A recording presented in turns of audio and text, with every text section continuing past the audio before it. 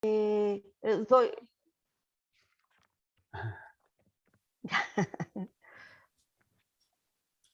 Entonces, bienvenidos a todas y todos. El objetivo de esta reunión es poder compartir, ¿verdad?, las propuestas de iniciativas de propuestas de normas de ley. Hoy día está con nosotros Patricia Brito, que nos va a presentar, ¿verdad?, que ella es representante de NOMA AFP. Y la idea entonces es que escuchemos atentamente su propuesta y que después podamos tener la libertad de poder preguntar y aclarar todas las dudas que tengamos, y después de eso, ¿verdad?, comprometernos a también nosotros ser transmisores de esto. O sea, no basta solo con unirnos a esta reunión, sino que después cómo podemos llegar a otros vecinos dando esta información, y además esto va a quedar grabado y va a quedar dentro de las redes de Cabildo Plaza Recreo. Patricia, bienvenida. Muchas gracias, Alba. Yo estoy compartiendo también, estoy con mi compañero de coordinadora NOMA FP Nacional, el Mario Villanueva. ¿Ya? Entonces, entre los dos nos vamos a ir apoyando en este tiempo. Bueno, yo soy vocera de la coordinadora NOMA FP Valparaíso. Nosotros presentamos una iniciativa popular de norma para que se pueda discutir el derecho a la seguridad social en la Convención Constitucional y que esté escrita en la Constitución como derecho garantizado. Ya nosotros propusimos esta norma el 9 de diciembre que reconoce a todas las personas el derecho a la seguridad social, el derecho a que cuando nosotros estemos en un momento crítico o ya de nuestra vida, ya donde no generemos recursos, tengamos la oportunidad de tener pensiones dignas y que nos permita ser júbilos en ese momento. Entonces, la seguridad es fundada en sus principios esenciales de universalidad, porque hoy en día no tenemos pensiones universales, tanto en lo relativo a la población protegida como a las contingencias sociales amparadas. También tenemos en nuestra propuesta que sea suficiente, que provenga prestaciones oportunas y actualizadas, que sea uniforme, que tenga unidad y participación en la administración y la esencialidad solidaria en su financiamiento. O sea, en el fondo, nuestra norma se condice con nuestra propuesta de pensiones, que es un sistema solidario, que sea universal, con un sistema de reparto que sea tripartito, que sea solidario, ¿no es cierto?, que se tenga un fondo de reservas técnicas. La definición de la política de seguridad social y el control del sistema que se establezca competen al Estado y al esfuerzo de trabajadores y empleadores a través de cotizaciones obligatorias. Ahí estamos hablando de lo tripartito. Recordar que tripartito es que tres partes, como decía el compañero delante, tres partes pongan dinero. En este caso, hoy día solamente ponemos nosotros y el Estado. El empleador, que es el que le generamos los recursos, no pone. Entonces, nosotros nuestra norma, tal como lo dice nuestra propuesta, y que la administración y la gestión del sistema será pública y recaerá en entes públicos autónomos al gobierno de turno sin fines de lucro, cuyo director estará integrado por representantes del Estado, de los empresarios y los trabajadores. Y la seguridad social deberá garantizar que el sistema de pensiones que se establezca entregue prestaciones definidas de forma tal que dar certezas que el monto de pensiones cumpla a cabalidad con la suficiencia y asegure que la vejez no esté nunca sujeta a variabilidades de las condiciones políticos, sociales y económicos. Esa es nuestra primera parte, el artículo 20 de nuestra norma. No sé si Mario quiere hablar sobre el artículo transitorio.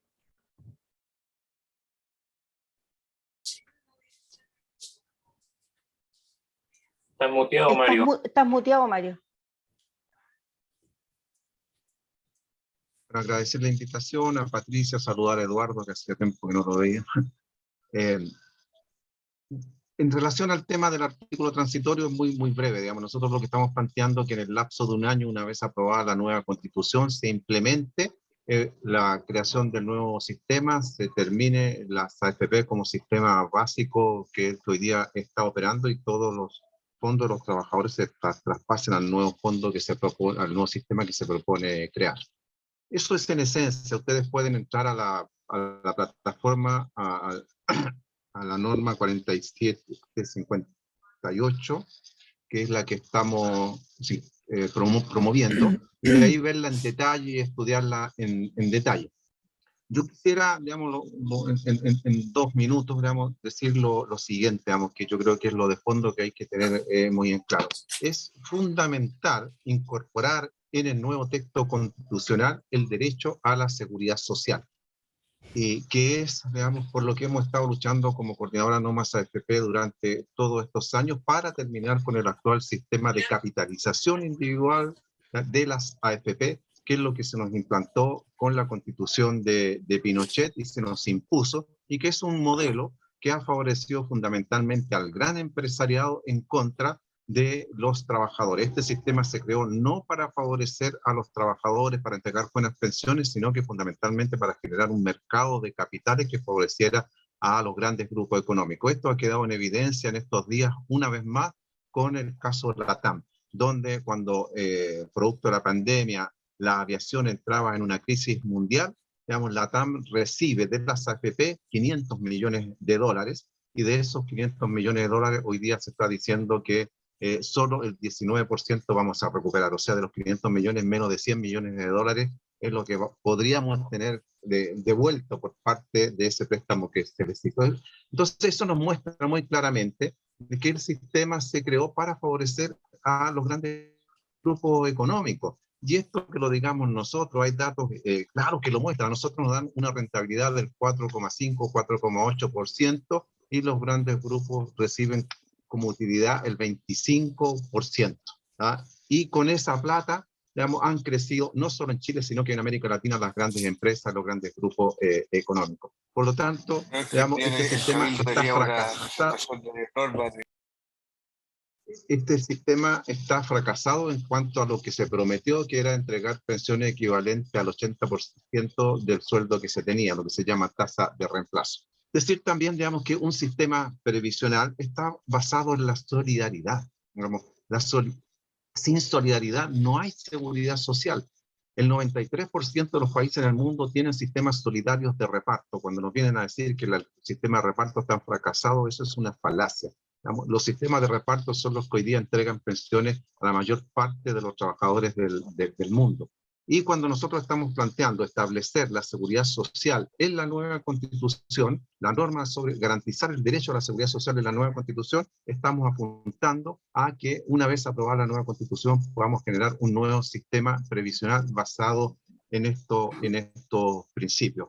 Desde que se creó la seguridad social, les decía yo a los compañeros anteriormente, con Otto Bismarck a fines del siglo XIX, cuando los trabajadores, producto de la revolución industrial, no tenían ingresos una vez que terminaban de trabajar y llegaban a la vejez porque no había jubilación. Bueno, un Otto Bismarck, que no era un comunista ni nada que se le parezca, el canciller alemán, crea los seguros sociales, y estos son perfeccionados en el tiempo a través de la Organización Internacional del Trabajo, que va creando y estableciendo los principios de la seguridad social, los cuales hizo referencia a Patti recién, digamos, y en eso se basan los sistemas previsionales. Y eso es lo que queremos establecer, digamos, para tener pensiones dignas y no las pensiones de miseria que hoy día reciben los trabajadores. En promedio son 150.000 pesos más o menos lo que se reciben. Miren, les doy un solo dato, digamos, que es muy importante tener en cuenta. El 70% de los trabajadores y trabajadoras del actual sistema previsional tiene menos de 10 millones en su cuenta de ahorro. Con 10 millones, la pensión que va a tener autofinanciada, o sea, con sus ahorros, por la capitalización individual, es apenas de 42.000 pesos. Y eso es lo que está sacando mucha gente hoy día. Si no fuera porque Bachelet creó el pilar solidario, las pensiones aún serían más míseras, ¿verdad? Porque la pensión básica solidaria hoy día asciende a 175.000 pesos, digamos que mejora un poco esas pensiones. Entonces, digamos, eso es lo que espera a los trabajadores chilenos si no establecemos un verdadero sistema previsional en nuestro país. Nosotros para eso tenemos una propuesta. Patti estaba diciendo recién que ya había presentado en algún momento lo que es nuestra propuesta, en algún otro momento la podemos presentar más en detalle. Y termino, para no tomarme todo el tiempo, diciendo, compañeros, que hoy día lo fundamental es patrocinar esta norma, porque estamos en una batalla política a fondo en la Convención Constitucional. La derecha quiere mantener las AFP y creó una norma que es con mi plata no, que ya tiene más de 27.000 patrocinios y han metido mucha plata el empresariado sutil, el presidente de la CPC, digamos, promoviéndola por las redes sociales, poniendo mucho dinero, digamos, para tener ese patrocinio y para cuando se haga la discusión en la comisión respectiva de la Convención Constitucional, allí ellos decir, bueno, nosotros juntamos, ellos hablan de que quieren juntar 100.000 firmas, decir, bueno, la gente quiere mantener el actual sistema, quiere mantener las AFP, y van, digamos, y si nosotros, AFP, no lográramos nuestras 15.000 patrocinios, ellos van a decir, mire, nosotros las tenemos,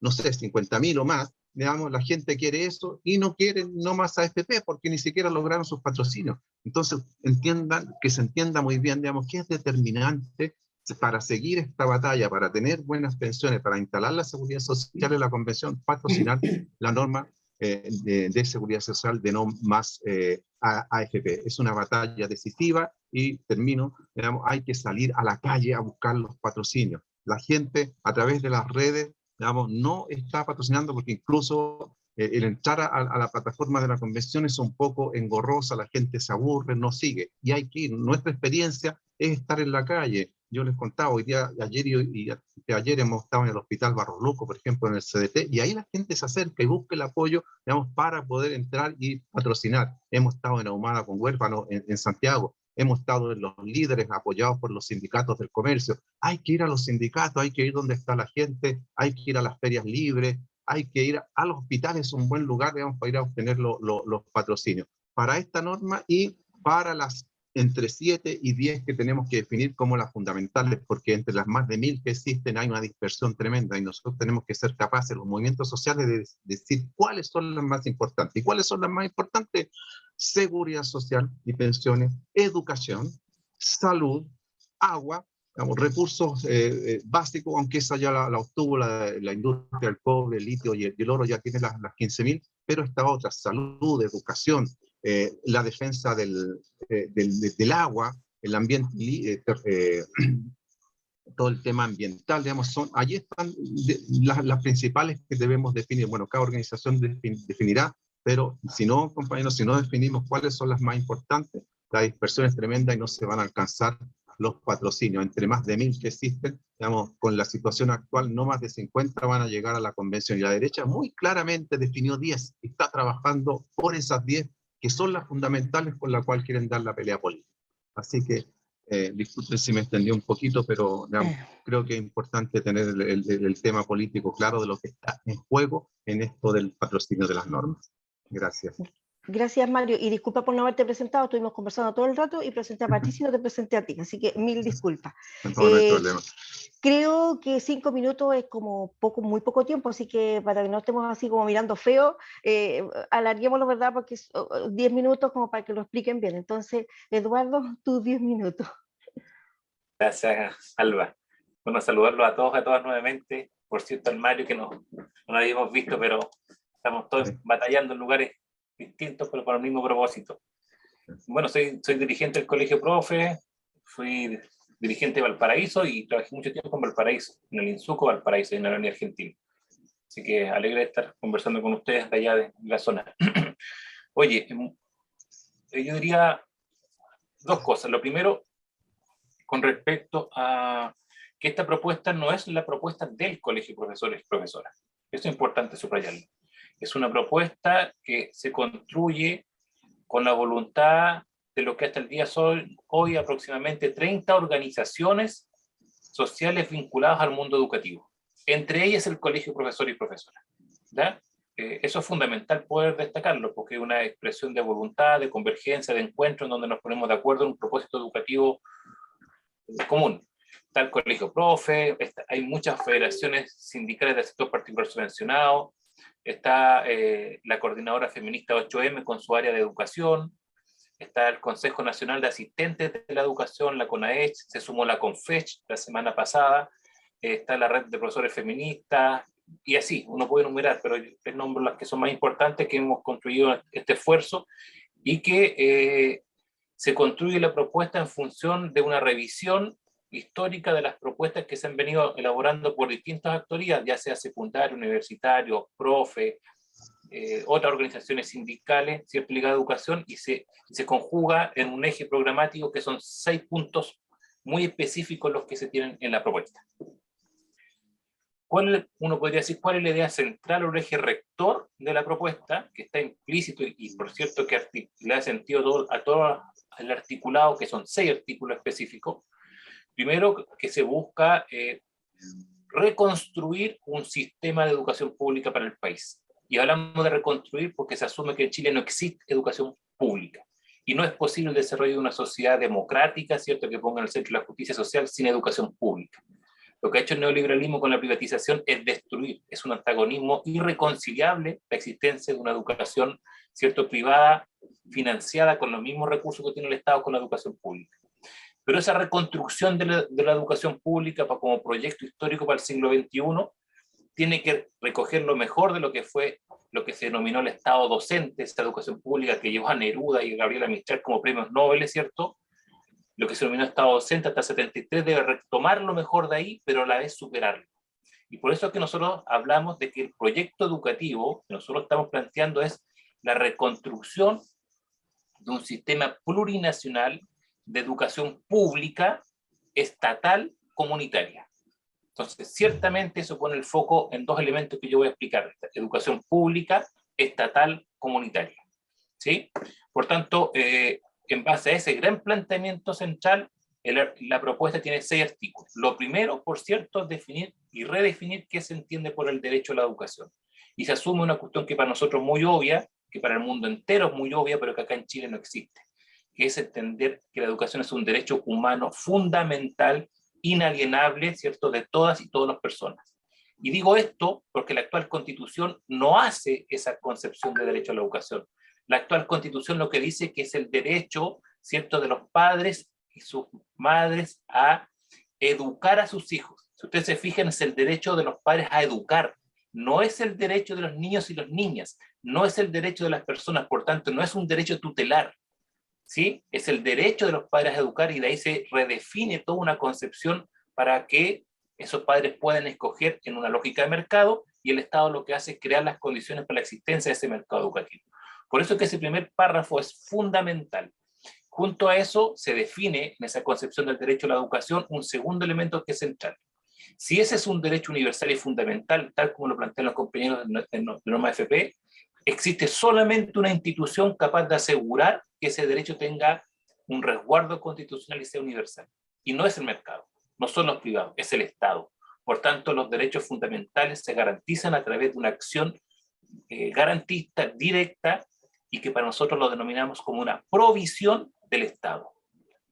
No hay educación pública si no hay provisión estatal. Y eso es fundamental, y acá hago una nota a pie de página, porque se está perfilando un debate en donde algunos compañeros y compañeras progresistas en la Convención Constitucional están asumiendo que lo público debe ser entendido como aquello que cumple una función pública. Es decir, el privado también podría ser entendido como público mientras cumpla funciones públicas. Yo puedo tener un colegio particular subvencionado, cuyo dueño puede ser un gran empresario, y sería público por 2 cosas según ellos. Uno, porque recibe financiamiento público, que fue la gran tesis que planteó la concertación con Lagos de ahí en adelante, y segundo, porque cumple función pública, ¿cierto?, que es prestar el servicio educativo. Nosotros no estamos de acuerdo con ese planteamiento. Para nosotros lo público es provisión del Estado. Eso es fundamental poder explicitarlo en el debate, como ocurre en todo el resto del mundo. Países capitalistas como Estados Unidos tiene una provisión estatal de la educación pública con el 95% de matrícula. Finlandia, que siempre lo citan, el 97% de la educación es estatal y es pública. Entonces, ese es el primer artículo: concepción de derecho a la educación, rol y carácter del Estado. Lo segundo son los propósitos educativos. Y esto es importante, porque la Constitución actual no establece los propósitos. Los propósitos tienen que ver con el sentido de la educación. Tienen que ver con el tipo de ser humano que se busca formar. Tienen que ver con la construcción ideológica. Tienen que ver con la dimensión cultural. Tienen que ver con la dimensión de la construcción de una hegemonía. Y aquí estamos siendo muy claros, porque nosotros advertimos que si el debate solo se reduce a una cuestión institucional de darle prioridad al Estado, lo que va a ocurrir es que la concepción valórica, los conocimientos, las habilidades y el sentido de vida que vamos a tener va a ser la misma perspectiva neoliberal, que es precisamente donde amarran su construcción hegemónica. Por lo tanto, hay que disputar el contenido de lo que se enseña en los sistemas educativos y tener un proyecto cultural universal. Por eso que hablamos, cuando se dice, por ejemplo, que queremos una educación no sexista, una educación intercultural, una educación inclusiva, estamos disputando construcción de seres humanos para el futuro país. No hay superación del neoliberalismo si no hay construcción de otra hegemonía cultural, de otros seres humanos que estén dando esa batalla cultural.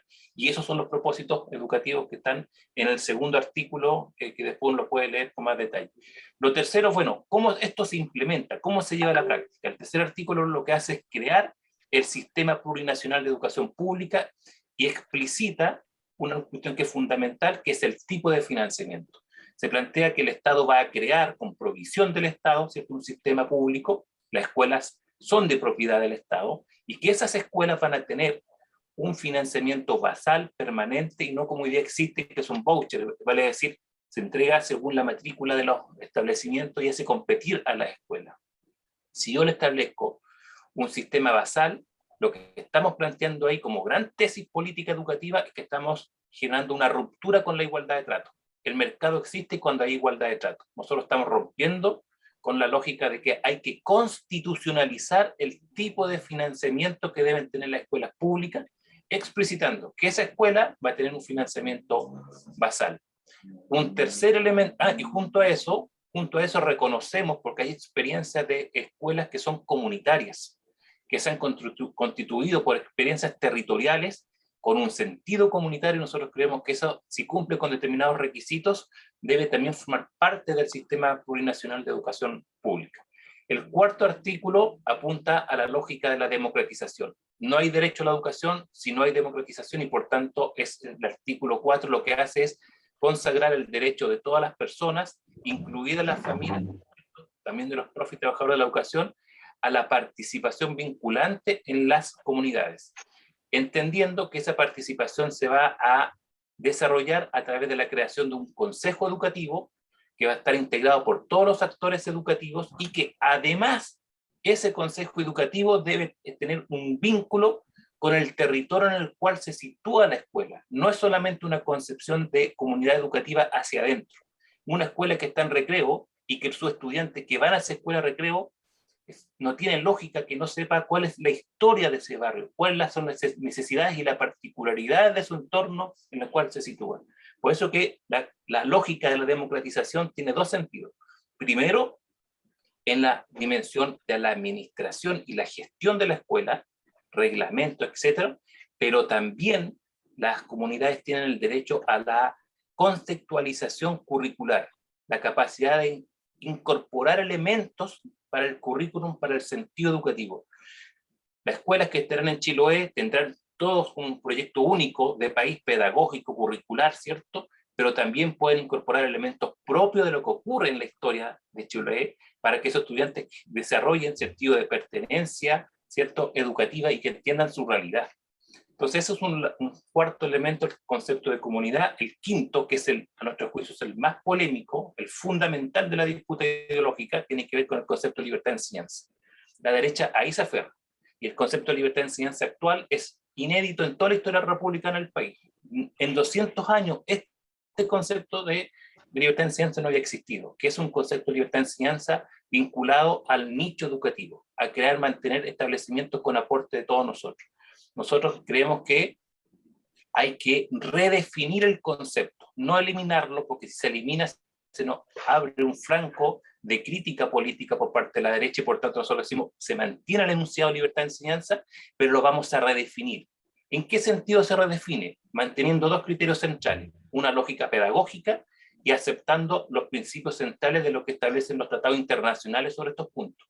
Entonces, cuando hablamos de principios pedagógicos, es, bueno, lo que debe existir es libertad de aprendizaje que nos permita contextualizar lo que decía anteriormente, ¿cierto?, los distintos elementos pedagógicos según la realidad de cada estudiante, y eso te da la posibilidad de que el sistema tenga diversidad.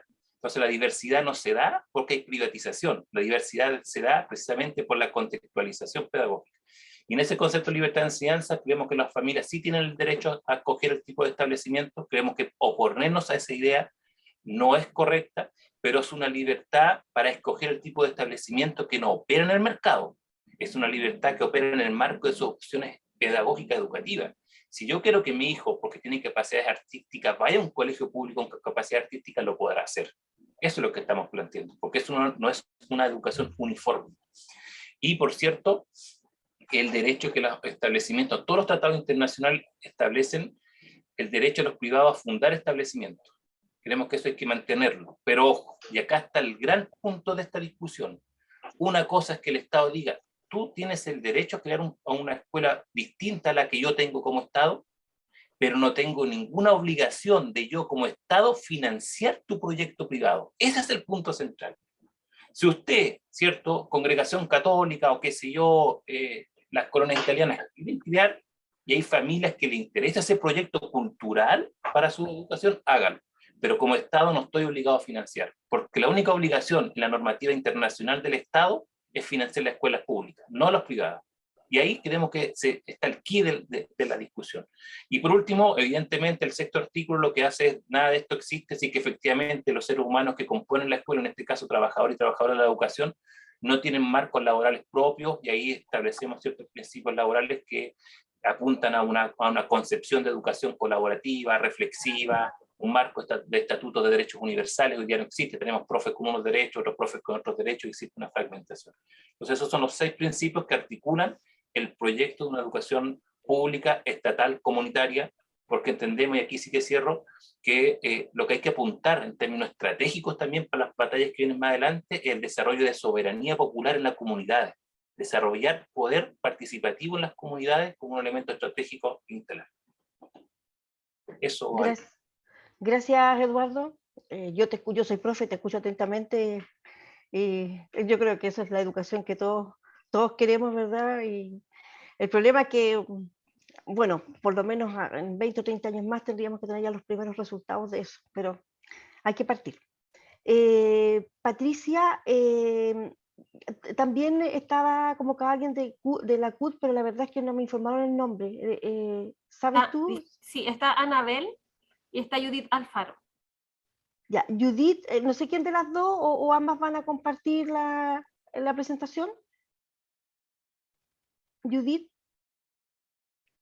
Hola compañeros, ¿cómo están? Vecinas, vecinos. Sí, la Anabel la va a compartir porque ella la tiene. No sé si está acá la Anabel. Sí, sí.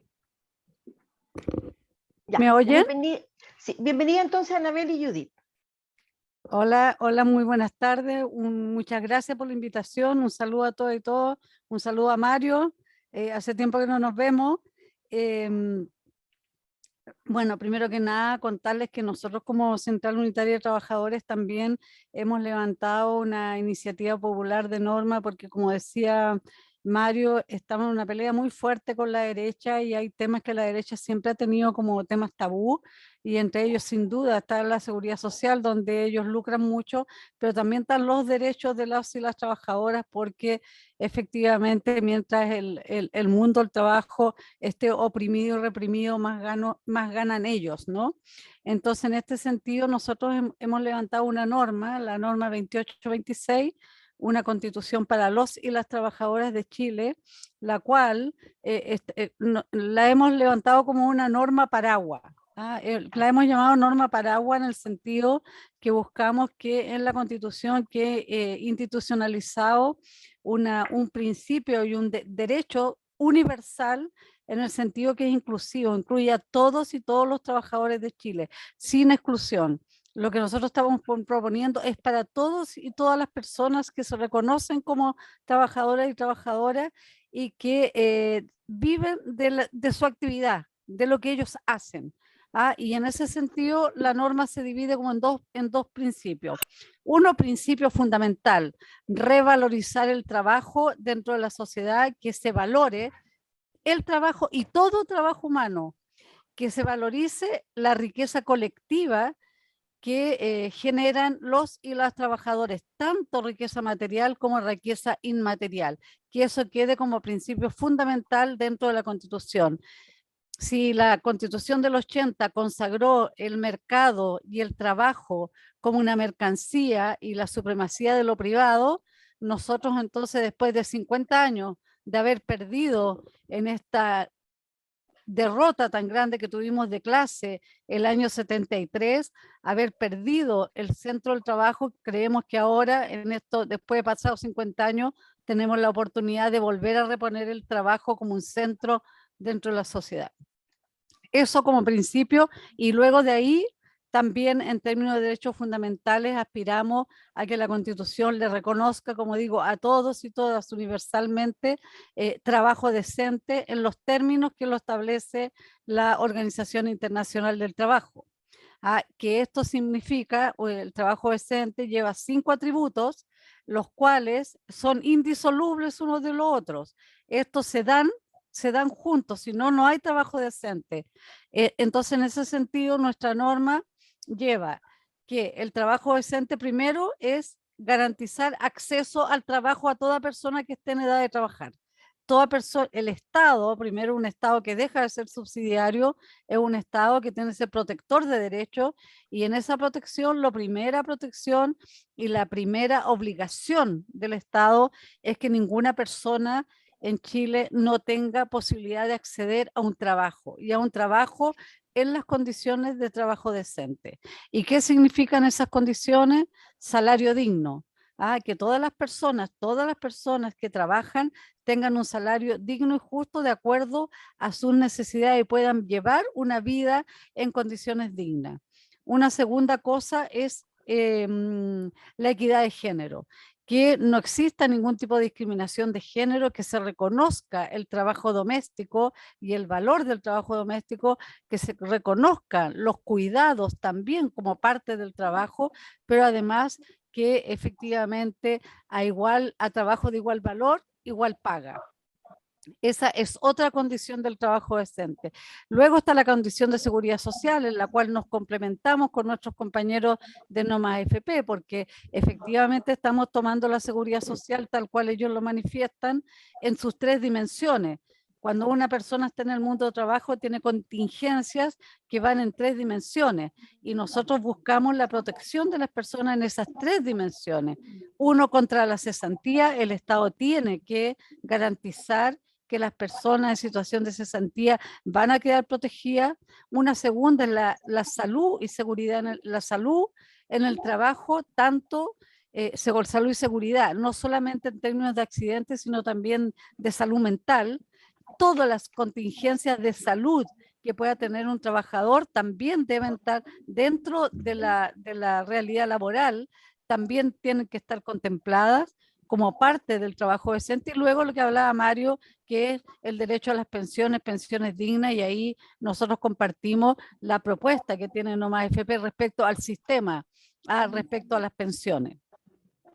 Y luego vienen, todo esto son derechos individuales de los trabajadores, cómo le garantizamos los derechos individuales. Y luego vienen dentro del trabajo decente los derechos colectivos. Y estos derechos colectivos son la tríada de la libertad sindical, que significa derecho a que toda persona tiene derecho a sindicalizarse y a pertenecer a un sindicato, y por tanto a reconocer el valor y la titularidad del sindicato dentro de la relación laboral. Segundo, que todos los trabajadores y todas las trabajadoras tienen acceso a la negociación colectiva, y la negociación colectiva no solamente en términos de empresas, sino en todos los rubros, incluida la negociación colectiva ramal, como elemento de distribución de la riqueza, ¿no? La negociación colectiva es el primer elemento para la distribución de la riqueza en un país, y el tercer elemento de la triada es el derecho a huelga. Estamos hablando no de una huelga solamente corporativa, sino que estamos hablando de una huelga de acuerdo a los fines que defina el sindicato. Por lo tanto, un sindicato también puede estimar que puede llamar a una huelga general por un motivo social, más amplio que solamente los temas corporativos dentro de su rubro. Todo eso constituye lo que es trabajo decente. Entonces nosotros estamos planteando paraguas que cubra a todos y todos los trabajadores sin exclusión en el marco del trabajo decente dentro de 5 atributos. Y en el marco de la norma, de las normas que presentan los constituyentes, nosotros hemos puesto el 5º punto, que tiene que ver con la democracia participativa. Pensamos que Chile debe transitar de una democracia muy representativa a una democracia más participativa, y en este sentido ponemos el diálogo social también como un elemento para profundizar la democracia participativa, con el reconocimiento de los sindicatos y sus organizaciones como actores fundamentales de la sociedad, actores a los cuales se les debe tomar el parecer, deben ser parte de la toma de decisiones, sobre todo en situaciones que afectan al país, que son globales, y que este nivel de toma de decisiones de los trabajadores debe ser reconocido constitucionalmente y debe ser vinculante, es decir, no solamente consultivo, como hoy día la mayor parte de la participación que tenemos es consultiva. Entonces, en este sentido, así es nuestra norma, así la estamos proponiendo, y como decía Mario hace un rato, creo que la derecha hoy día nos está dando golpes muy fuertes porque ellos culturalmente manipulan a las personas. También la CPC está levantando sus propias propuestas y ellos también tienen mucho más firmas y mucho más patrocinio, y nosotros no nos estamos dando cuenta de lo fundamental que son estos temas. El tema de la educación, el tema de la salud, el tema del agua, el tema de la seguridad social, son fundamentales, pero creo que todavía tenemos que ponernos mucho más de acuerdo, articularnos mucho más, porque existe una gran dispersión en los temas que como movimientos sociales estamos planteando, que son imprescindibles, que estén en la nueva Constitución. Así que yo diría eso, y en ese sentido nuestra norma va en ese camino, y los invitamos también a ayudarnos y a patrocinar esta norma, que es la 2826. Muchas gracias por la invitación.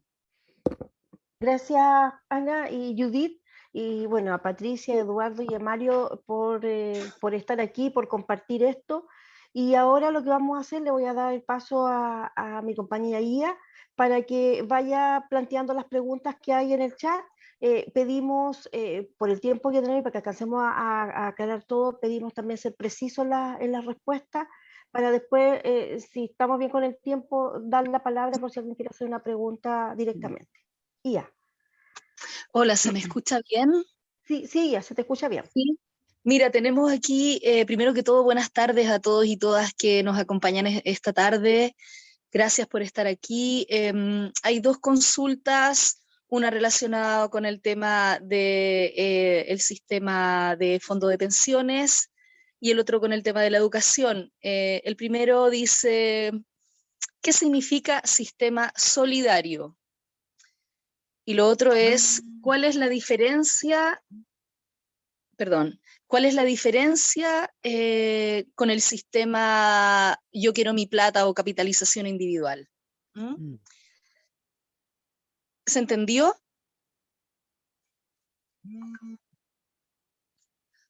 ¿Se escucha? ¿Se escuchó bien? Sí, se escucha bien. Perfectamente, está clara la pregunta. Vale. Entonces, ¿qué significa sistema solidario y cuál es la diferencia con el sistema de capitalización individual? La otra pregunta está relacionada con tema de educación y es más bien un comentario. Menciona aquí que la participación local territorial, entonces los estudiantes deben ser de dicho barrio, del barrio de la escuela, ¿no? Así conocen el barrio, hacen ciudadanía, caminan y disfrutan el medio ambiente en su barrio. A eso se refiere el comentario. Entonces les dejo la primera pregunta, la diferencia entre qué es lo que es sistema solidario y la diferencia con el sistema de capitalización individual. Pati, ¿tú o yo? Dale, Mario. Ok. Bueno, en general en el mundo se conocen tres tipos de sistemas previsionales. Uno son los solidarios o de reparto, en segundo los de capitalización individual y en tercer lugar los mixtos. Los sistemas de reparto o solidarios son los que tienen la mayoría de los países del mundo. El 93% de los países del mundo tienen sistemas solidarios. Son fundamentalmente los países desarrollados de la OECD, Japón, Canadá, todos los de Europa. Todos ellos tienen sistemas solidarios y funcionan adecuadamente, cada cual con sus propias características. Algunos tienen algún componente mixto. Y el sistema de capitalización individual, bueno, fue creado en Chile. Tenemos la triste situación de que fuimos nosotros los creadores, no nosotros, digamos, fue la dictadura con José Piñera y Pinochet que crearon este sistema de capitalización individual, que consiste fundamentalmente en que cada persona ahorra para su jubilación, ahorra en su propio chanchito y la pensión que va a obtener va a depender de cuánto logró reunir en su cuenta individual. Y lo que decíamos anteriormente, el 70% de los chilenos tiene menos, y chilenas, trabajadores, tiene menos de 10 millones, y con 10 millones va a tener una pensión autofinanciada de 47.000 pesos. Eso es lo que en esencia, digamos, otorga y en lo que consiste el sistema de capitalización individual. Por lo tanto, con esas pensiones no se vive. Por eso que las grandes movilizaciones desde el año 86 de No Más AFP, digamos, y en el estallido el 18 de octubre pusieron como uno de los principales temas la demanda por el fin de las AFP y generar un nuevo sistema que resuelva la situación de las pensiones. Los sistemas solidarios en esencia consisten en que los trabajadores jóvenes ayudan a financiar a los trabajadores que se jubilan. Los hombres ayudan a financiar a las mujeres, porque las mujeres tienen momentos de la vida en que no trabajan, por ejemplo, cuando quedan esperando familia, tienen el pre y el postnatal, bueno, y allí los que están trabajando, los hombres, ayudan a que mantenga sus ingresos, mantenga su renta para cumplir esta función tan vital, digamos, tan humana que es, digamos, generar la vida. También significa el sistema solidario que los sanos ayudan a financiar a los enfermos. Digamos, cuando un trabajador enferma, vamos, y tiene su licencia o incluso sufre discapacidad producto del trabajo, ¿quiénes le financian, quiénes le ayudan a financiar el mantener su pensión? Los trabajadores activos, los trabajadores sanos. En eso consisten los sistemas solidarios. Digamos, el principio esencial de la seguridad social es la solidaridad. Sin solidaridad no hay seguridad social. Y queda en evidencia, digamos, con este sistema, en contraposición con este sistema de la capitalización individual. O sea, si yo logro reunir 10 millones de pesos, como el 70% de los chilenos, ¿cómo voy a vivir, digamos, con una pensión de 45.000 pesos? Digamos, producto de eso que Bachelet tuvo que crear el pilar solidario para poder mejorar en algo las pensiones a los miles y miles de chilenos que estaban teniendo una pensión miserable. Entonces, eso es, en esencia, digamos, en qué consisten los dos sistemas. Por eso hay que terminar con la capitalización individual, por eso hay que terminar con las AFP y construir un nuevo sistema solidario en nuestro país. Para eso es fundamental incorporar en la nueva Constitución el derecho a la seguridad social que garantice por parte del Estado el entregar y generar un sistema que otorgue pensiones justas y poder entonces establecer como un derecho inalienable en la nueva Constitución el derecho a la seguridad social. Eso en esencia, podríamos hablar mucho más y hacer toda una clase sobre este tema, pero la respuesta, como han pedido, tiene que ser breve y espero que haya quedado claro.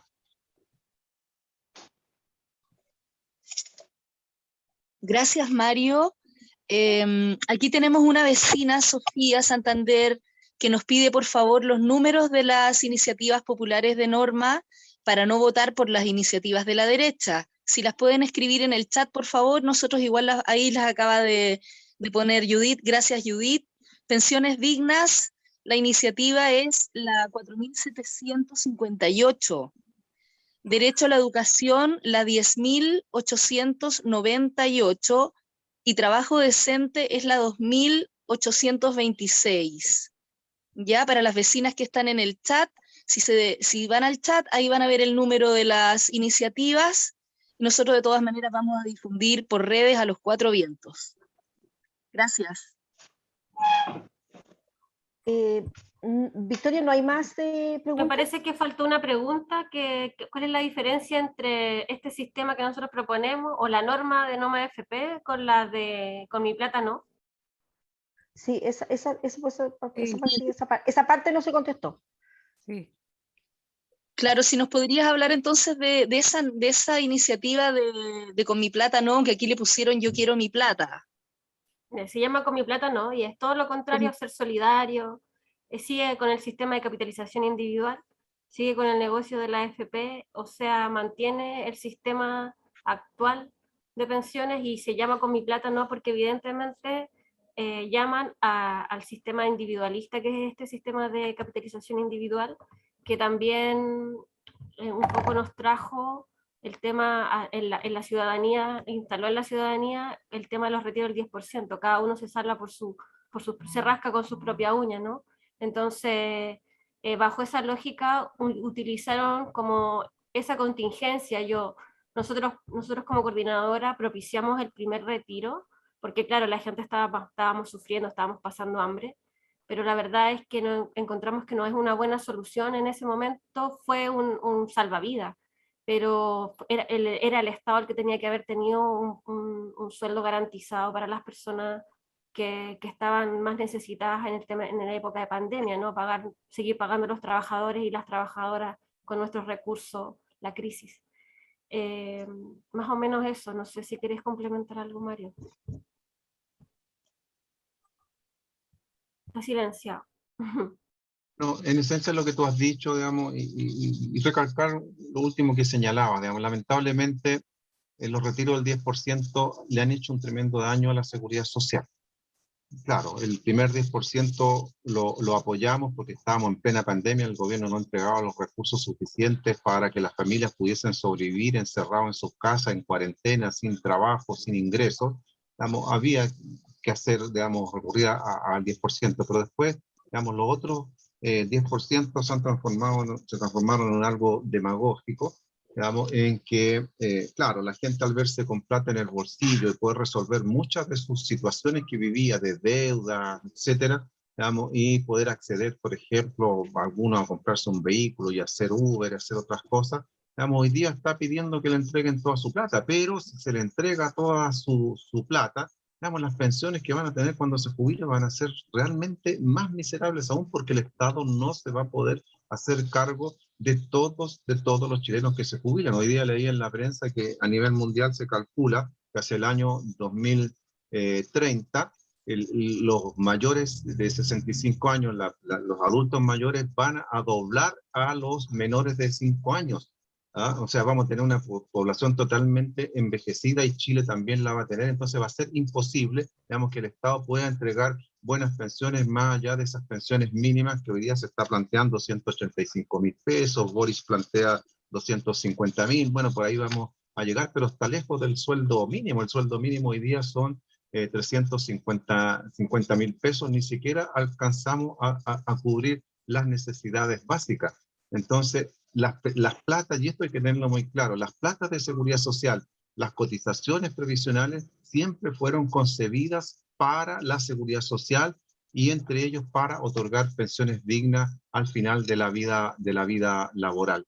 Digamos, y si no, digamos, no existe esa seguridad social y vamos a tener vejez muy precaria, digamos, donde cada familia va a tener que ir haciéndose, como sucede hoy en día, así, ir haciéndose cargo de sus viejos. O sea, muchos viejos hoy día no podrían vivir, digamos, si no fuera porque los hijos tienen que hacerse cargo de ellos y pasan a ser una carga para los hijos. Y estamos viviendo, ojo, digamos, una situación en que el aumento del suicidio en los viejos ha crecido de una manera increíble. Digamos, hoy día se suicidan más viejos que jóvenes. Históricamente, digamos, la mayor tasa de suicidio estaba entre los jóvenes, pero hoy día son los viejos porque no tienen de qué vivir, digamos, y entran en una situación tan precaria que entran, que optan por esta salida.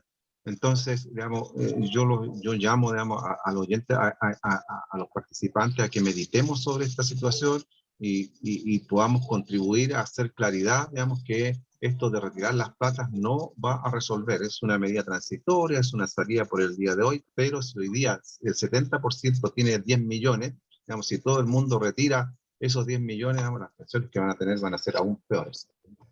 Me quedo ahí. Gracias, Mario. José, tú estás pidiendo la palabra.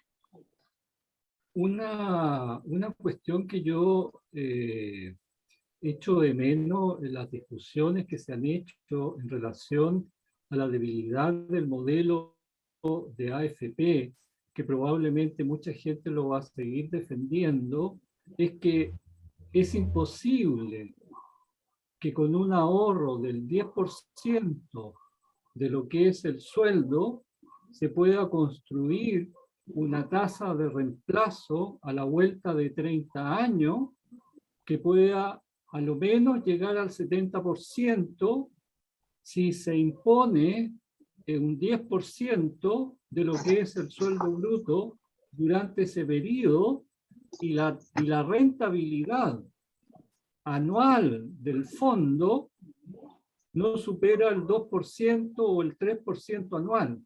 Es inconcebible, no da la aritmética, no es un problema matemático, no da la aritmética. Es decir, con un 10% es imposible construir una tasa de reemplazo que sea sobre el 50% del sueldo final que tiene la persona antes de jubilar. Y no metan el cuento de las lagunas, de que la persona es mujer, o que, digamos, los sueldos son bajos. Si tú tienes un sueldo bajo a la vuelta de toda tu vida, de tus 30 años de trabajo, deberías tener una jubilación que a lo menos fuese el 70% de ese sueldo bajo. Si tú tuviste un sueldo alto durante los 30 años, deberías tener una jubilación del 70% de lo que sería ese sueldo alto. Ese es el principio. Ese es un punto. El otro punto de que la capitalización individual es un fondo, es un monto finito que se acaba. Es decir, cuando tú sobreviviste lo que serían las expectativas de los 103 años de vida, te quedaste sin plata y te mueres. Entonces, los dos principios, el principio de la rentabilidad es insostenible en la base de ese modelo. Por lo tanto, yo no entiendo cómo la derecha va a defender ese modelo si no tiene sustento matemático. Me permiten, digamos, al tiro para abordar la pregunta. Tiene toda la razón, digamos, con el 10% ningún modelo se sostiene, y por eso es que nosotros desde la coordinadora estamos planteando en nuestra propuesta aumentar la cotización al 19%. Y todo el mundo está planteando que hay que aumentar la cotización, difieren en los montos. Incluso hay cierto consenso en las fuerzas políticas que al menos debiera ser el 18%. Cuando se discutía la reforma de pensiones de Piñera, digamos, ya habían diferencias en si aumentar en un 6 o en un 8%, pero ya había consenso en que había que llegar al 18%. Nosotros planteamos el 19% porque no es sustentable ningún modelo. Pero quiero decirles lo siguiente muy brevemente. En la propuesta de la coordinadora No Más AFP, digamos que tenemos una propuesta muy acabada, digamos que entrega pensión equivalente a todos los chilenos y chilenas al llegar a la edad de jubilación, una pensión básica universal equivalente al sueldo mínimo de 350.000 pesos, y de ahí todas las pensiones van subiendo según los montos y los años cotizados. Esa propuesta está financiada hasta fin de siglo. Nosotros se la hemos presentado a todos los gobiernos, al Congreso, a varios presidentes de la Cámara y del Senado. Se la presentamos al gobierno de Piñera, a la ministra María José Saldívar, para que la evaluaran técnicamente. Y la única que la evaluó, y hay que reconocérselo, fue María José Saldívar cuando era subsecretaria del Trabajo. Dijeron ya, la evaluamos. ¿Qué es lo que dijeron respecto a nuestra propuesta? Que según ellos nuestra propuesta no era sustentable porque las platas se acababan en el año 2070. 2070. ¿Ah? O sea, nuestra propuesta funcionaba, según la evaluación que hicieron los equipos técnicos de la Subsecretaría de Previsión, digamos, funcionaba 50 años, desde 2021, 2020, igual que se evalúa hasta el 2070. ¿Ah? Bueno, nos entregaron algunos datos que no nos habían entregado de la Superintendencia de Pensiones, que nos permitió hacer los ajustes necesarios, y nuestra propuesta sigue funcionando hasta el año 2100, entregando mejores pensiones. Entonces, digamos, Disculpa, y eso sobre la base de aumentar la cotización paulatinamente hasta llegar al 19%.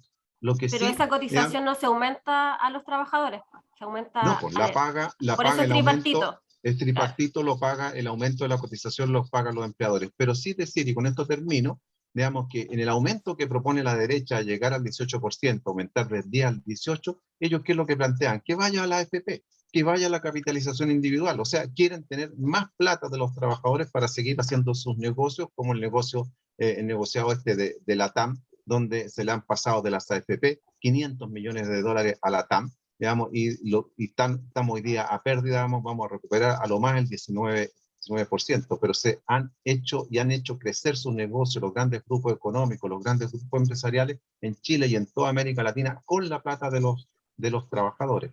Entonces, la discusión es bastante más profunda, pero por lo menos dar estas pinceladas, y yo creo que sería interesante hacer una conversación en profundidad sobre el sistema previsional, los modelos de previsión, que no es, digamos, el momento de abordarla en total profundidad, porque estamos viendo el tema de las normas para que los auditores, los participantes puedan conocer mejor, digamos, qué es lo que están proponiendo las distintas organizaciones para poder llevarla a la Constitución. Gracias, Mario. ¿Algún otro vecino quiere hacer una consulta, alguna duda? Porque yo voy a hacer uso de también para hacer una pregunta como vecina. A Eduardo, hoy día la educación pública es un porcentaje mínimo en comparación con los colegios subvencionados. ¿Cómo está pensado para hacer esa transición? Porque si se aprueba esa normativa, una cosa es que se apruebe la normativa y después es cómo se implementa. Sí. Bueno, nosotros no tenemos, a diferencia de Noma FP, un transitorio que apunta como, digamos, el transitorio de ella apunta a que el principio no sea un principio, sino que se esté obligado al Estado a que se implemente. Pero nosotros apostamos una lógica a la inversa de lo que ocurrió con el proceso neoliberal y la educación pública. Es decir, una lógica más de extinguir gradualmente, en la medida que se fortalece el sistema público, se genera un vaciamiento de la matrícula del sector privado hacia lo público. ¿Qué fue lo que ellos hicieron con nosotros? Fue precisamente eso. Si teníamos una matrícula en los 80 del 90% de la matrícula fiscal, en el 90 era aproximadamente el 80%, y recién en el 2003, 2004 se genera el quiebre histórico de la matrícula, donde el sector privado es superior al público. Por eso fue un proceso, y ese proceso se logró en la medida que se estableció la igualdad de trato, generando también el copago, que fortaleció aún más al sector, y que hoy día, con la ley de inclusión, que creó una nueva subvención, la subvención de gratuidad, también consolida el sector. Entonces nosotros, ahí se genera, es muy buena tu pregunta, porque algunos compañeros planteaban que había que eliminar, que si hoy al próximo año no hay educación particular subvencionada. Eso no es posible. No es posible, porque efectivamente lo que hay que generar es un proceso de fortalecimiento de lo público, en donde se va ampliando la matrícula pública y el sector privado se va reduciendo y se va ejibarizando. Y esas escuelas tampoco van a desaparecer propiamente tal como el espacio físico. Porque hoy día, evidentemente, si bien es cierto, hay muchas escuelas que son una especie de fantasma, de elefantes blancos, como le llaman, el mismo Valparaíso, atrás fue una escuela que está en la avenida Argentina hacia atrás, justo donde hay una comisaría, esas escuelas que construyeron los frentes populares, que eran gigantescas, y se ocupa una parte mínima de esa escuela. Entonces, haciendo una proyección, claro, esas escuelas pueden tener una gran matrícula, pero son incapaces de absorber hoy día lo que existe aproximadamente 1.300.000, 1.400.000 de estudiantes en el sector particular subvencionado. Por tanto, esa escuela, lo que debiese ocurrir es que los privados ya no van a tener interés en tener escuelas. Si es falso ese interés que ellos tienen porque quieren contribuir, efectivamente es un negocio. Y por tanto, en la medida que esos sectores se van a ir, esas escuelas tienen que ser gestionadas y pasar a ser administradas por el propio Estado. Pero es un proceso gradual. Por eso que el foco nuestro es romper la igualdad de trato y fortalecer lo público. Ahí está la buena educación.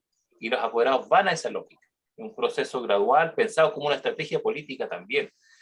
Porque ya siendo como más radical, digamos, en la explicación, yo en lo personal no creo en esos planteamientos que sostienen que hoy día hay que estatizar toda la educación. Eso es imposible. Y es imposible porque eso implica un proceso de acumulación de fuerza en donde el pueblo haga una revolución y no tenga ninguna oposición política. Eso se puede hacer como hicieron los compañeros en Cuba, como es la revolución rusa, eso sí, pero ni siquiera el gobierno de Salvador Allende, con una correlación de fuerza mucho más amplia que la que hoy día tenemos, se propuso eliminar el sector privado de cuajo. Ojo con eso. Y porque además históricamente en Chile, nos guste o no nos guste, el sector privado ha tenido un aporte mínimo con otro tipo de financiamiento.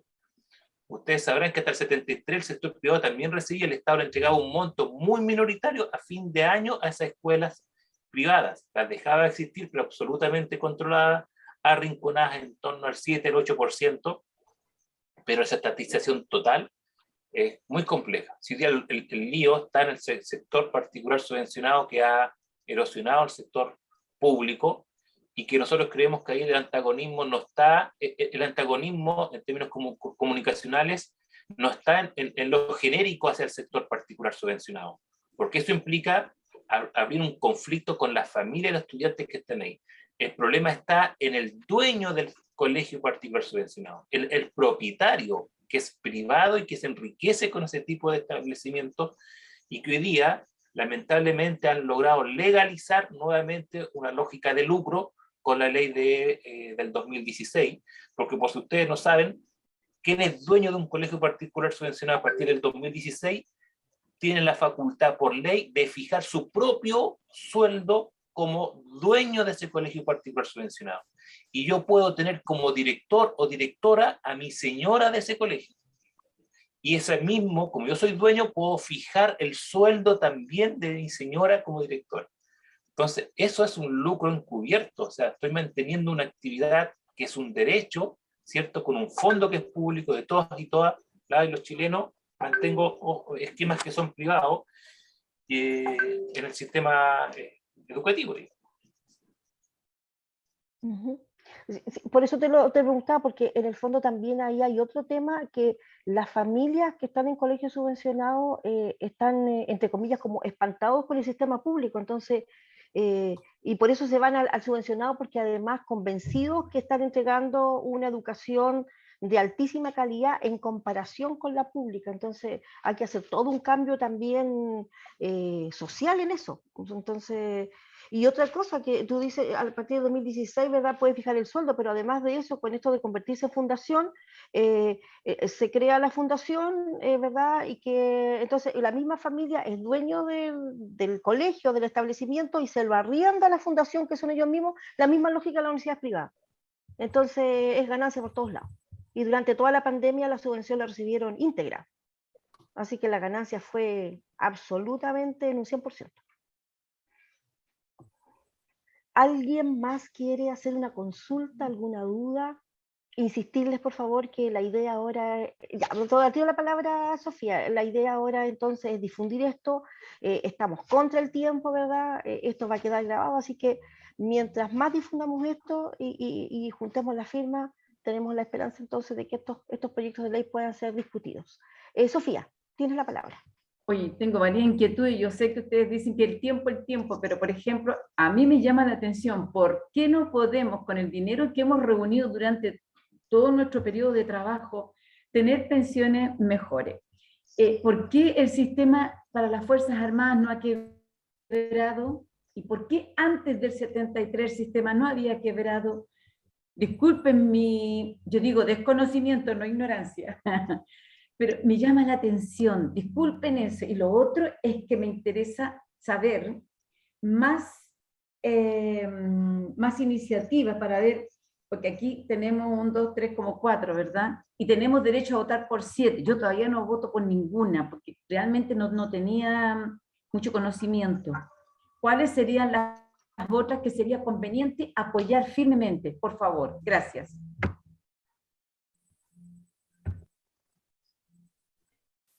Bueno, yo le voy a responder un poquito a Sofía. Las Fuerzas Armadas tienen un sistema de reparto. Efectivamente, las personas se jubilan alrededor entre el 70 y 80 con la tasa de reemplazo de su sueldo.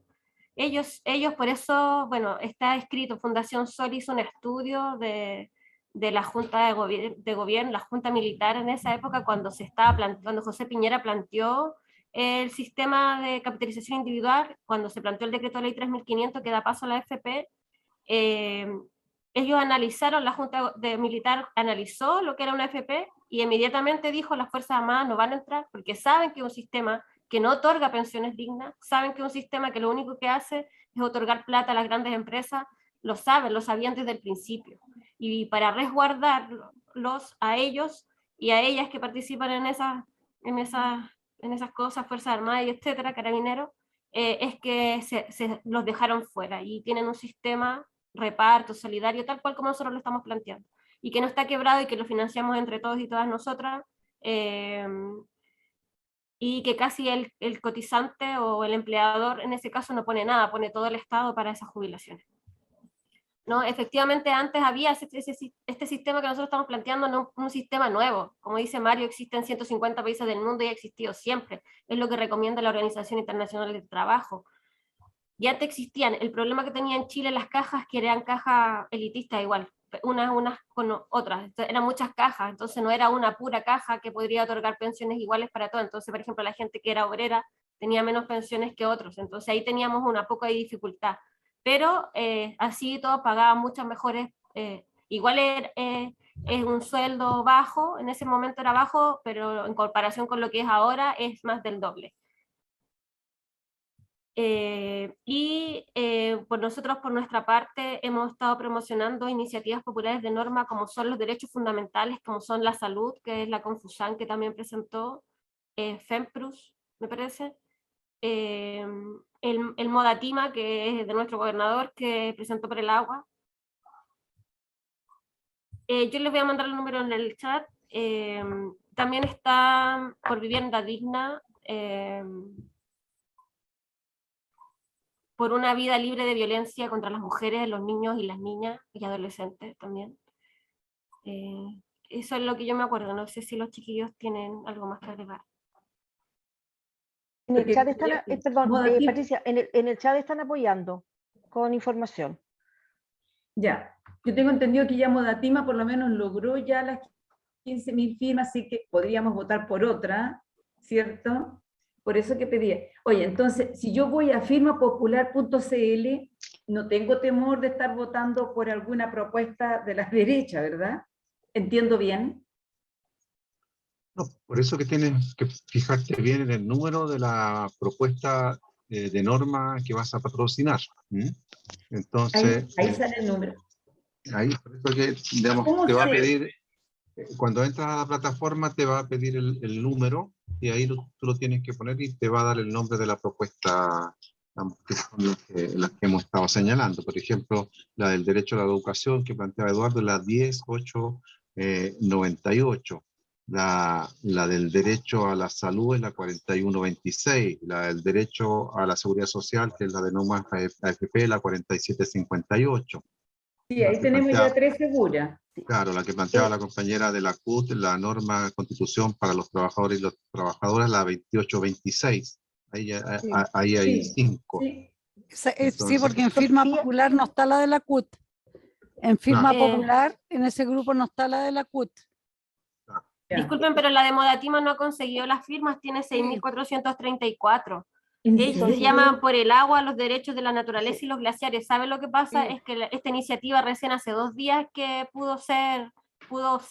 la integraron a la plataforma, entonces no ha juntado las firmas todavía. ¿Qué nombre tiene esa? Sofía, te quería aclarar una cosa. Esa es la número 40.230. Sí, 40.000, perdón. 40.230. Sofía, cuando tú ingresas a las normativas, está la normativa, pero también ahí dice quiénes la están presentando y hay una pequeña descripción. Entonces, lo que aconsejamos es que ustedes lean, ¿verdad? Se den el tiempo de leer eso, porque ahí dice qué instituciones están detrás, cuáles los principios de la norma y te describe la norma. Y después de eso tú decides entonces, entonces no es que esté solamente el número y tú no sepas quién está detrás. Entonces hay una descripción detallada en la norma. Entonces por eso es que hay que darse el tiempo de revisarla. Gracias. ¿Alguna Señora Alba, ¿le ayudo un poco? Sí, por supuesto. Mire, nosotros, bueno, me presento, mi nombre es Judith Alfaro, soy presidenta del sindicato líder de Bellavista, de los supermercados líder, y asumí también como presidenta de la CUT, y también participo hace muchos años en la coordinadora No Más FP con la Patricia. Ahí estuvimos también entregando el proyecto hace como 2 semanas y a nosotros nos ha costado un mundo poder conseguir que la gente se detenga, que le expliquemos y que se meta a la página para poder votar y apoyar, porque es un proceso engorroso en la primera instancia, porque uno cuando ingresa te piden el número de RUT, el número de serie, y luego tienes que contestar de qué comuna eres y viene un pequeño cuestionario. Ese cuestionario no es obligación llenarlo, después al final de la página sale guardar, y muchas personas piensan que llegando a la opción de guardar ya votaron, y no es así. Uno solamente guarda sus datos en la plataforma. Luego uno tiene que buscar la iniciativa popular de norma, y ahí uno entra a esa página y recién agrega el número. Por eso es importante de que ustedes, imagino que deben tener un grupo de WhatsApp entre los vecinos, puedan compartir los números. Hay diferentes maneras de poder ir y votar. Una es directamente desde el link, que están en todas las páginas. Usted busca la organización, ahí va a estar el link. Otra es por el QR, porque también viene asociado a un QR, lo ingresan, también le llega a la página. La otra es ingresar el número, que es más fácil. También todas las personas, no sé si lo dijeron antes, pueden patrocinar desde los 16 años hacia arriba. Y hasta el 1 de febrero se tienen que conseguir los patrocinios. Hemos estado nosotros con la Patricia, con la Ana, acá en Valparaíso, afuera de la Inspección del Trabajo. Ayer estuvimos en la Plaza Victoria, el otro día estuvimos acá en el Líder de Bellavista, y realmente que nos demoramos como 5 minutos entre que una persona la convenzamos, le expliquemos y vote. Entonces el proceso es engorroso, pero si ustedes quieren juntarse presencial con los vecinos antes del 1 de febrero y nosotros podamos ir y le ayudamos, tenemos la disposición de hacerlo. Yo soy de Valparaíso y nosotros acá en Valparaíso hay una cesantía enorme, por eso nosotros necesitamos ya el tema de la norma también del trabajo decente.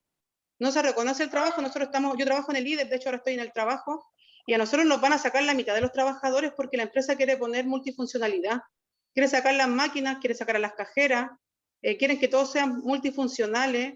Los contratos de los trabajadores de un supermercado, por ejemplo, son jornadas de 30 horas, 45 horas, hay trabajadores que trabajan 18 horas semanales, ni siquiera alcanzan a tener un sueldo mínimo a fin de mes, o sea, la mayoría de la gente, con suerte hay, no sé, 10 personas con el sueldo de 45 horas, que es el sueldo mínimo, las demás son todas jornadas y les pagan por hora, y eso no es bueno.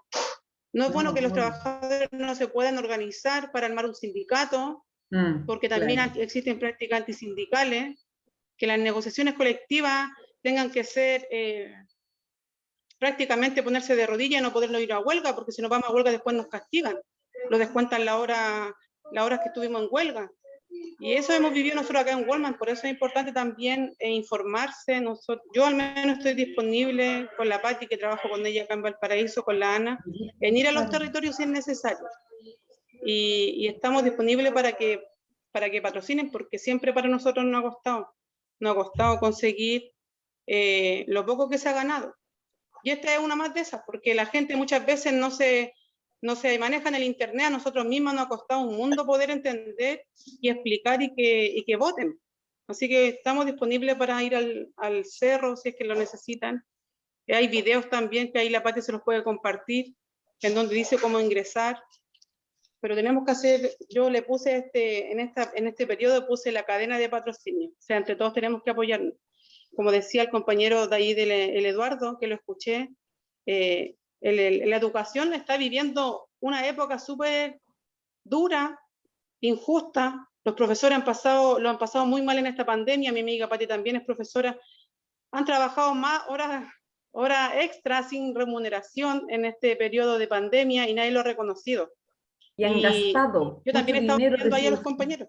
Así que es importante que entre todos los vecinos también los informemos, que apoyemos cuando, por ejemplo, la salud se va a huelga, porque los profesores, ¿por qué están reclamando su derecho a la educación? Yo le contaba el otro día a mis compañeros del sindicato que hicimos una asamblea, lo que se va a vivir en la educación en 4 o 5 meses más, y esos son los hijos de nuestros compañeros, que su educación no va a ser de calidad. Entonces, ¿qué esperamos para el futuro? Por eso es importante que nos organicemos y esas 7 normas que cada uno tenga que votar, sea lo que se ha pedido tanto en las calles. que no queden afuera ninguna norma importante dentro de la Constitución. Y sí una manera de que los constituyentes la discutan. Si la única manera es ponernos a patrocinar, tenemos que hacerlo. Eso les quería pedir en realidad. Gracias, Judith. Gracias. En el chat han aparecido un montón de iniciativas con los números. Recuerden que esto va a quedar grabado, así que después pueden tener acceso a esto. Y les vuelvo a reiterar, la idea de esta jornada es precisamente eso, que nos informemos para que después nosotros también estemos informados, ¿verdad? Demos nuestro apoyo, pero también difundamos esto. No sacamos nada con hacerlo solo nosotros. Entonces, cada uno de nosotros, si se compromete conversar con la familia, con un vecino, con un amigo, ese es el trabajo que tenemos que hacer. Y si además, ¿verdad?, pertenecemos a una junta de vecinos, a un club deportivo, a lo que aquí es todo el trabajo territorial el que va a sacar adelante esto. Sí. Porque si no sacamos nada contra una nueva constitución, si no tenemos ahí las normativas que todos nosotros soñamos, ¿verdad?, por un país distinto, más justo, y en todo sentido, ¿verdad?, esperanzador. ¿Alguien más quiere hacer una pregunta, alguna consulta? Yo creo que ha sido interesante esta jornada, ¿verdad? Hemos conversado, hemos aclarado, tenemos un montón de normativas ahí en el chat y recuerden que estamos contra el tiempo, o sea, toda persona desde los 16 años puede dar su firma, hay un máximo de 7, ¿verdad?, que puede patrocinar y hay plazo hasta el 1 de febrero. Entonces, eso es súper importante porque estamos contra los plazos. José, dime. Oye, una cosa que yo creo que no hay que descorazonarse completamente si lo que sale en la norma de la Constitución es imperfecto, porque en los próximos 10 años hay que hacer las leyes. Y la verdadera batalla después de la declaración que se establezca en la Constitución va a ser cuando se construya la ley. Ahí va a ser digamos, la verdadera construcción del objeto, porque Sí. digamos, la Constitución en sí misma no va a construir la nueva previsión, va a dar las bases para la nueva previsión. Está claro, sí, sí. Sí, Alba, veo que aquí hay una pregunta de un vecino, Sebastián Sayé. ¿Ya? Dice, él pregunta, ¿estos proyectos deben ser aprobados con el 2/3 de los votos? Quizás podríamos hablar un poquito de lo que pasa después de que las iniciativas populares de norma consiguen los 15.000 votos, la discusión que viene, cómo es la aprobación, cómo es esa parte. Él pregunta específicamente si deben ser aprobados con los 2/3 de los votos.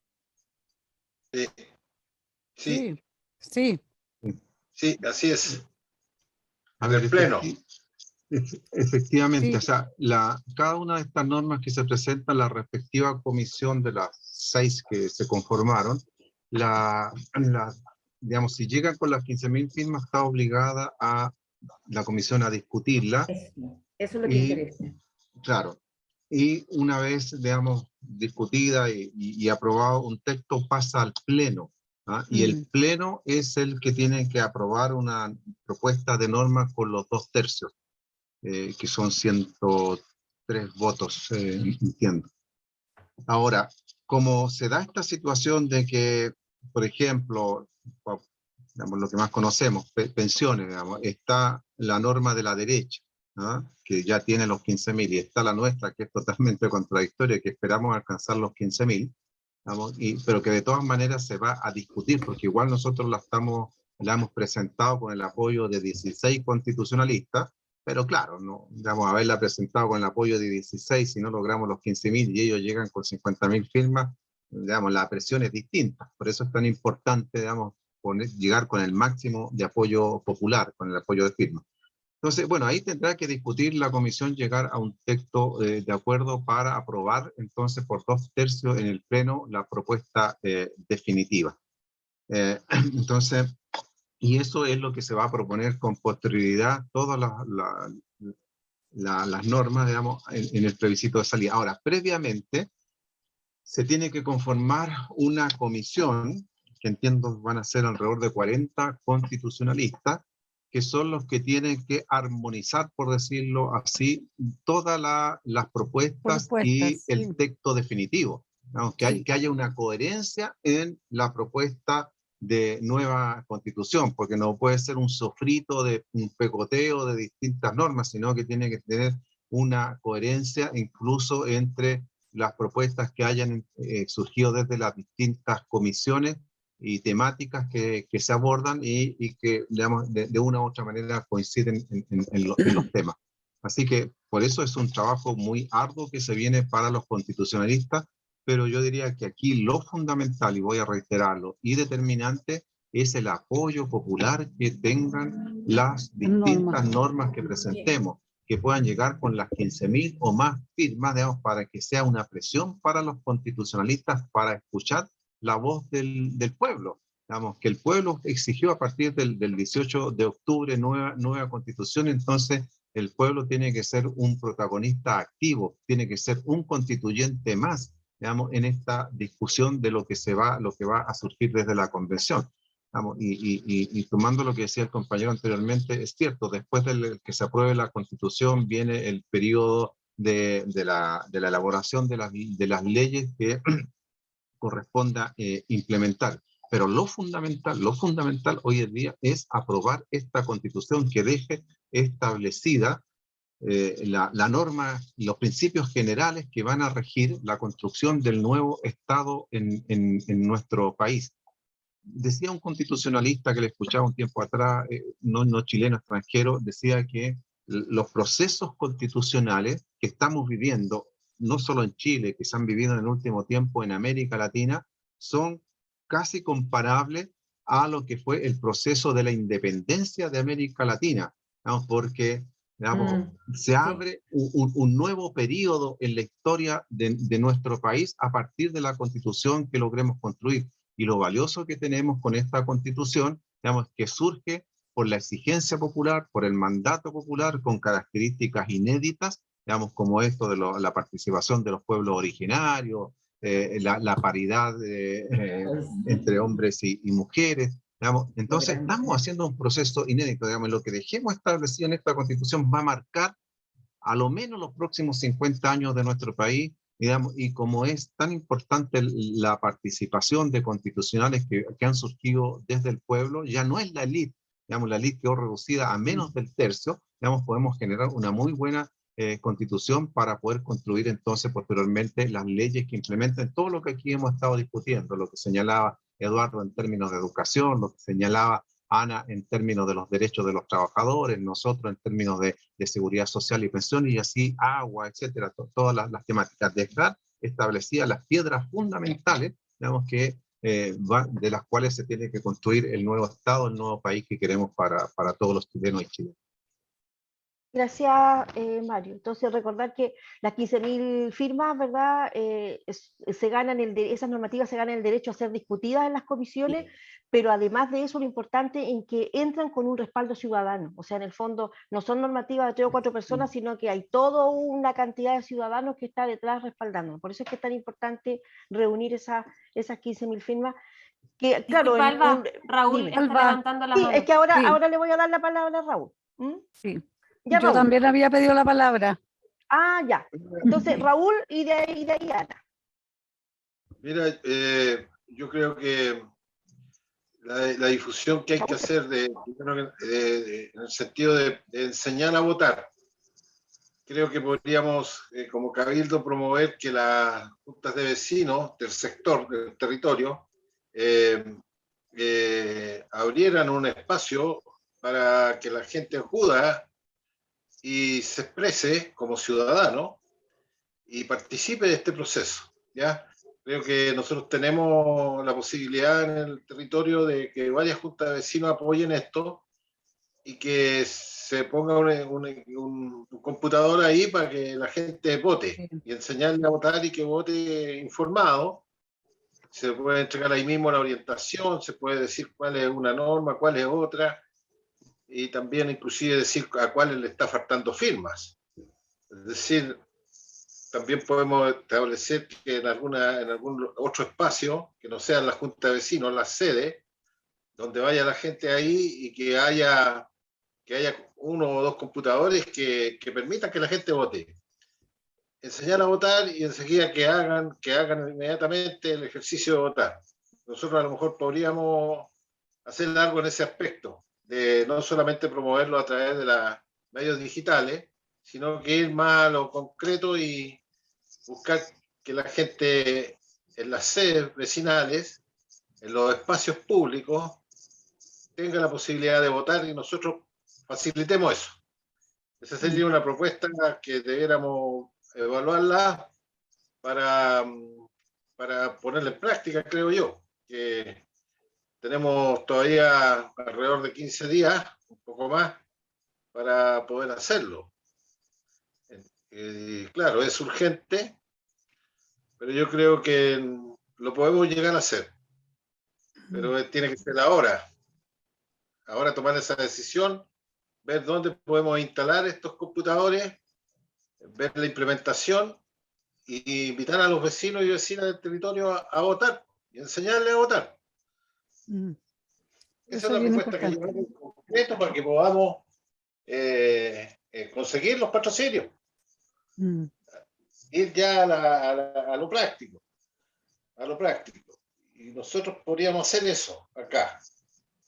La Junta de Vecinos de Lord Cochrane, yo hablé con el presidente, me dijo que tenía buena disposición.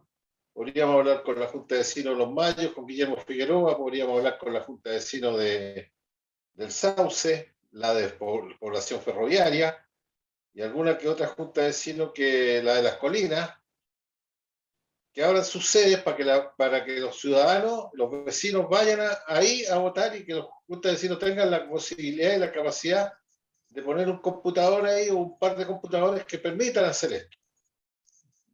Creo que lo podríamos hacer. Es cuestión de que lo coordinemos, lo impulsemos y vamos consiguiendo patrocinio. Eso es. Lo otro que se había comentado en alguna ocasión en la reunión que tuvimos en la plaza, las mismas plazas.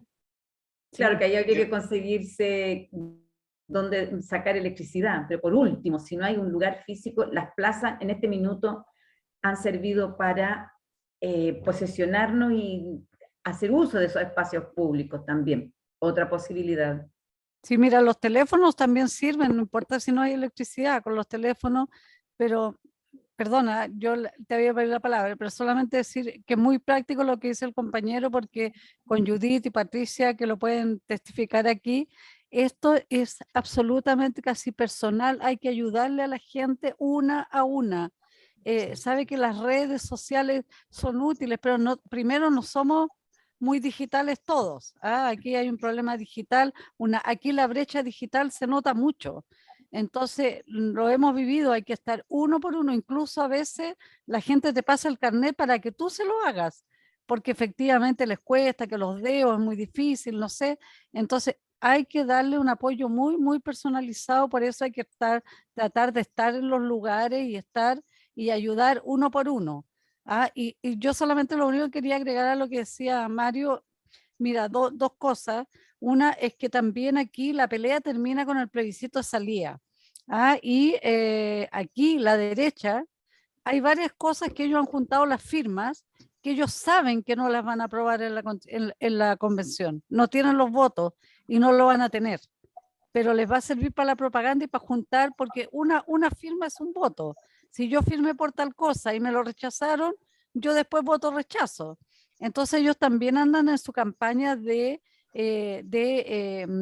garantizar un mundo cautivo para el rechazo. Entonces en eso tenemos que estar muy atentos, porque en ese sentido que se están moviendo. Y por eso es que nosotros hemos dicho, una firma es también un voto. Una firma es un voto. Cada vez que firmamos estamos también garantizando un voto para el plebiscito de salida. Y lo segundo, que es cierto lo que dice el compañero sobre que después vienen las leyes, pero no te olvides que muchas normas que quedan en la Constitución, si no las peleamos bien, se transforman en una camisa de fuerza. La actual Constitución ha sido una camisa de fuerza para muchos proyectos de ley. Nosotros perdimos la titularidad sindical en el Tribunal Constitucional, porque lo declararon inconstitucional, porque efectivamente la Constitución se transforma, si no recoge los derechos, se nos transforma en una camisa de fuerza. Y entonces justamente por eso que tenemos que estar muy atentos a cómo quedan los contenidos. Solamente eso quería decir, Alba y Sofía. Muchas gracias. Gracias a usted. No sé si me escuchan bien. Totalmente de acuerdo. Ya, yo creo que Raúl es súper buena actividad, pero yo creo agregar también que yo creo que es súper importante buscar puntos fijos, porque si logramos que la gente se vaya pasando el dato, entonces a lo mejor que sepa, porque un solo día no es suficiente. Y darnos como la pena de estar constantemente y buscar puntos estratégicos donde pueden estar. Entonces, y de esta manera, igual como se consigue, en verdad, siempre ha sido difícil conseguir los cambios en este país, así que esto no va a ser excepción. Así que esto yo creo que tenemos que partir siempre de esa lógica. Nunca se nos ha dado fácil, y menos ahora. No sé si alguien más tiene alguna consulta, alguna duda, o damos por cerrado, ¿verdad?, esta reunión. Creo que ha sido muy interesante, ¿verdad? Nos vamos como con hartas ideas. Ahora lo importante es que no nos quedemos solamente entusiasmados en esta reunión, sino que concreticemos, ¿verdad? Y cada uno desde nuestro espacio, de qué manera podemos contribuir en esto. Entonces nosotros como Cabildo Plaza Recreo nos comprometemos, ¿verdad?, a concretizar estas iniciativas, pero también la invitación es que hay juntas de vecinos que están funcionando, hay clubes deportivos, hay lugares en el trabajo, o sea, todas las instancias sirven, y eso yo creo que es súper importante que lo tengamos claro. Estamos con el tiempo, y si queremos un país distinto, necesitamos, ¿verdad?, trabajar por ese país que queremos que sea distinto. Así que yo les doy les agradezco entonces a Mario, a Patricia, a Eduardo, ¿verdad?, a Ana, a Judith, y también a todos los vecinos que se están viendo. A Giselle que se va a unir, pero venía de otra reunión, así que por eso se está reintegrando en estos momentos. Y creo que no tenemos que bajar la guardia, y si ya estamos en verano, eso se convierte en otro problemilla, pero de aquí al 1 de febrero tenemos que trabajar entonces para que las normativas que nos interesan adquieran, ¿verdad?, esa cantidad de votos, porque eso le está dando el respaldo ciudadano, que es lo que nosotros necesitamos, para que sean discutidas, pero además gente con la fuerza que requiere algunas normativas, sobre todo aquellas que la derecha va a tratar por todos los medios de boicotear. Yo me voy a despedir. No, yo me voy a despedir porque me tengo que ir, que estoy en el turno, pero igual yo le agradezco a señora Alba porque nosotros hemos con la Pati, la Ana, Mario, ni dormimos pensando cómo vamos a llegar a los 15.000. Con la Ana estamos todos los días de las 9 de la mañana ya instaladas en la calle buscando patrocinios para la CUT, para la NOMA FP, para los profesores, para la educación, para el agua, para todo, porque es necesario. Si no lo hacemos nosotros, nadie más lo va a hacer por nosotros. Así que yo de verdad me voy súper contenta de esta reunión. Yo soy de acá de Valparaíso, nací acá, así que quiero que Valparaíso, como siempre se ha destacado en todo lo que han hecho, que hemos hecho, en esta oportunidad también destaquemos que la quinta región sea la que tiene la mayor alta de patrocinio. Cuando se hizo el plebiscito también nosotros estuvimos con la Pati en la calle por el plebiscito, y las tres, lo que estamos discutiendo acá es lo que salió más alto puntaje. Con la Pati el otro día hablamos, decíamos, pongámosla en los mismos lugares donde estuvimos en el plebiscito. Digámosle a la gente lo que está pasando, porque no sale en la tele, no sale en la prensa, en los matinales, en nada. Entonces, de verdad que yo estoy disponible al lugar que sea, a la hora que sea. Si lo podemos hacer por Zoom con los socios, si podemos ir, llevar nosotros los afiches, todo. Nosotros estamos disponibles, solo necesitamos el lugar y la gente para ayudarnos. Así que gracias a Alba, Pati, Ana, a Mario, a todos los que están acá, porque me voy súper contenta a mi casa. Así que me despido porque se me va a ir el Pobrecita, descansa, Judith, descansa, déjate de trabajar. Nos vemos mañana. Gracias a ustedes, y bueno, a partir de mañana entonces todos comprometidos a conseguir estas firmas que necesitamos. Por lo menos yo me voy un poco más informada. Tengo varias amigas que están en peores condiciones que las mías, entonces creo que estoy en mejores condiciones. Muchísimas gracias. Gracias Alba, gracias a todos y todas. Listo. Chao Mario, chao Pati. Gracias. A nombre de Plaza Cabildo. Que esté muy bien. Gracias. Listo. Chao Eduardo, Ana, Pati y a Chao, todas y a Eduardo, todos. Que chao, estén muy Mario. bien. Adiós. Chao, Alba. Gracias.